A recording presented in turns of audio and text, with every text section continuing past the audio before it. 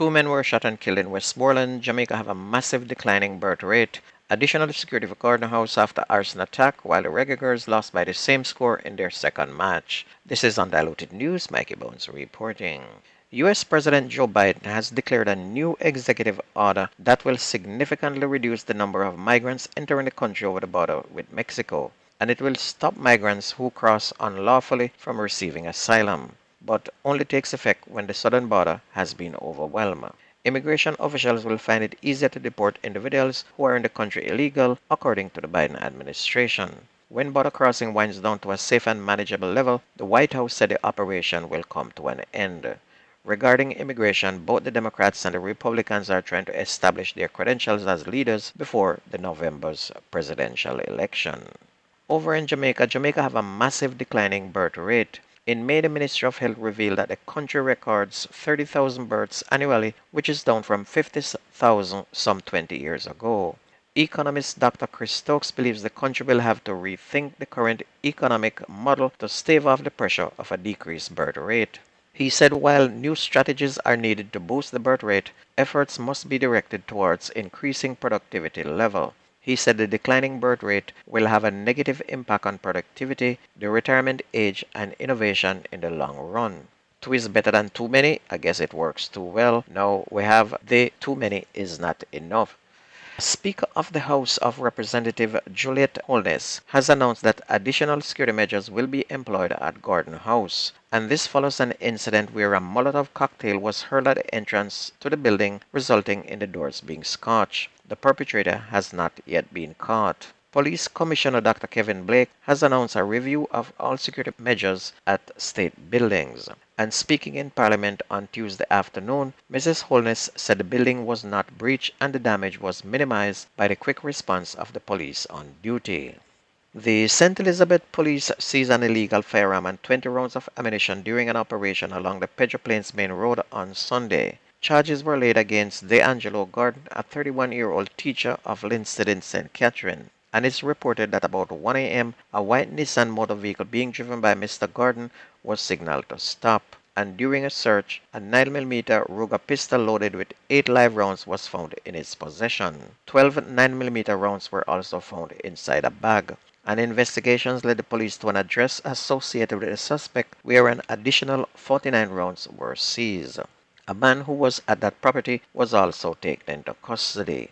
Now, the question is, why won't the government make it easy for people like teachers and other government and law-abiding citizens to carry guns? Why would a teacher go into a school unarmed, especially with all these school kids who belong to gangs who come to school with their weapons, but you as a teacher is unarmed?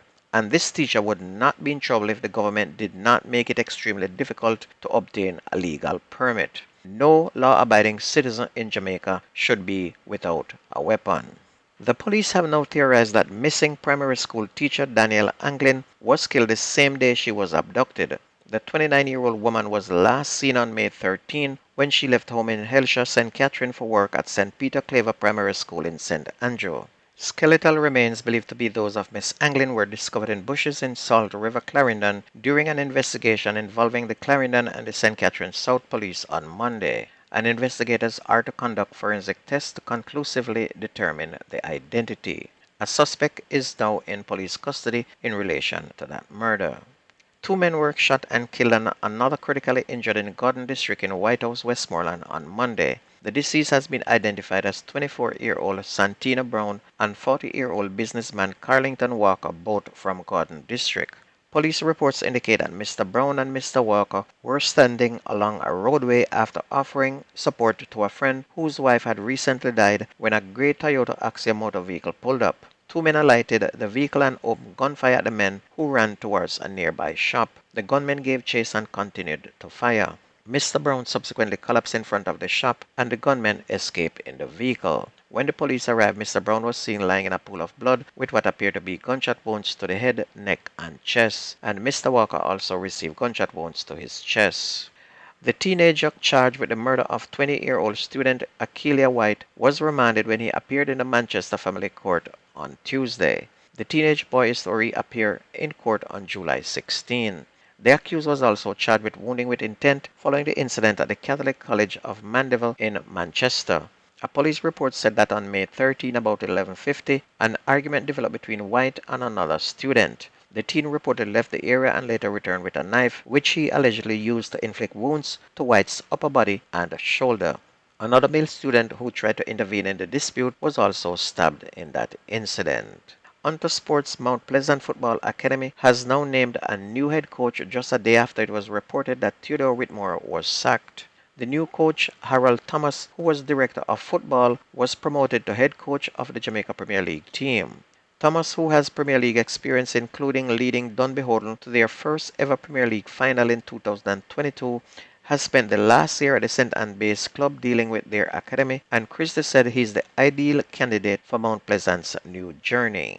Jamaica Reggae Girls were beaten 4-0 by Brazil in the final game of the two-match friendly series on Tuesday in the South American country. Jennifer da Silva Cardinalo Govera netted a double with goals in the 64th and the 79th minute. The other scorers for the Brazilians were Deborah Cristina de Oliveira in the 7th and Marta in the 84th. The Hubert Busby coach team had lost the first encounter 4-0 on Saturday as well. And don't forget, the best news and sports takes place on this station. If you missed the news, please go to YouTube, type in Jamerican Undiluted News. Listen, like, share, and subscribe to keep it going. That's news and sports on your favorite radio. My name is Mikey Bones. I gone.